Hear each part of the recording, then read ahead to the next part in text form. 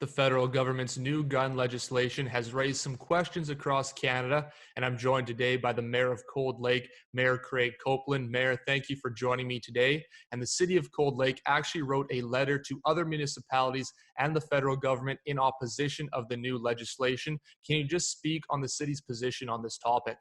It was brought forward by one of our Councillor Soroka, and he said, this amendment that they've done really is penalizing people, legal, law-abiding people that own firearms, and really, the feds are trying to go somewhere that, in our opinion, really isn't going to amount to get guns off the street illegally.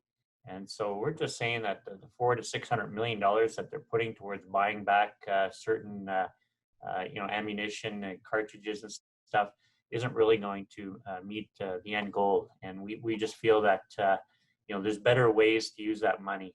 And so we've had great response to the municipalities out there in Western Canada that we put the letter to get letter support. We wrote to the Minister Blair asking him to sort of pull back the order in council.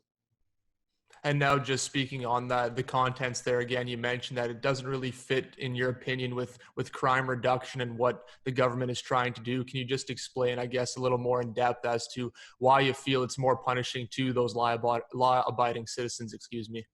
Well, so many people in Canada go about the right ways of obtaining firearms and you get proper training, and so we just feel that when they brought in this order in council very quietly, it caught everybody. The response that we're getting from people from across Canada has been quite overwhelming. We've never had so many shares on our Facebook with this press release that we did, and people commented back that they didn't know the federal government was doing these kind of changes. So, I think you got to be careful in today's world that you're introducing. Everybody, of course, was really upset with what happened in Nova Scotia. And with all those people losing their lives, with somebody took matters in his hands, and we're not supporting that. What we're just saying is that there's people in Canada that go about doing their business properly, and we just feel that they're being penalized.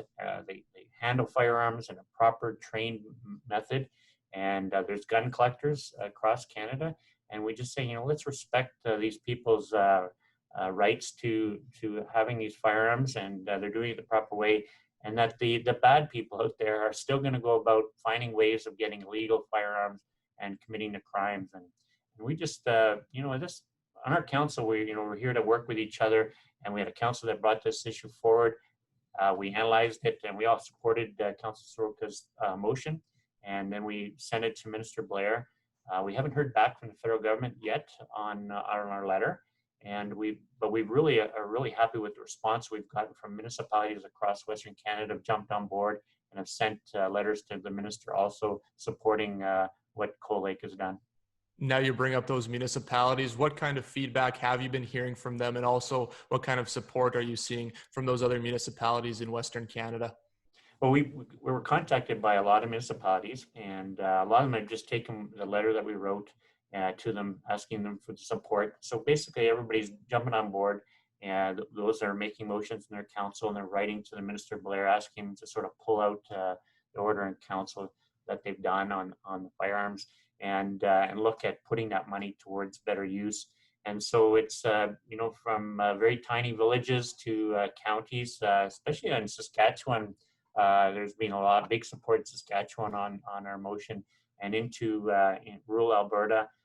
Counties and municipalities are jumping on board. So, that's what we're here for, to all work together as municipalities. And, you always in this business always get letters requesting support from other municipalities on other initiatives. And we're happy that to see so many municipalities agree with us on this one. And what's really interesting, we've had a lot of individuals contact us and thanking us for jumping in on this. And like I said before, they were totally unaware this was going on. And now, again, you mentioned that the federal government, you haven't heard back from them. Is there any next steps you guys have beyond this letter at this point in time? Well, we're going to bring it back to council in August at our next meeting and just sort of discuss that. It's a great question. So we're kind of like, this is what happens when you write to the federal government, is like it's sometimes crickets. And so we're going to see what our next step is. And and consider some other options. But I think really public awareness is really the big thing, and that's where your job as a municipal council is. We're the grassroots of politics, community, and people in our community have all been positive. There hasn't been really a lot of negative people against what we're trying to do, because what we're trying to shed light is we're not supporting violent crimes, and we're saying to put that money towards more policing, more understanding at the border how these illegal firearms are getting into Canada. All right, Mayor, really appreciate your time here today. Thank you.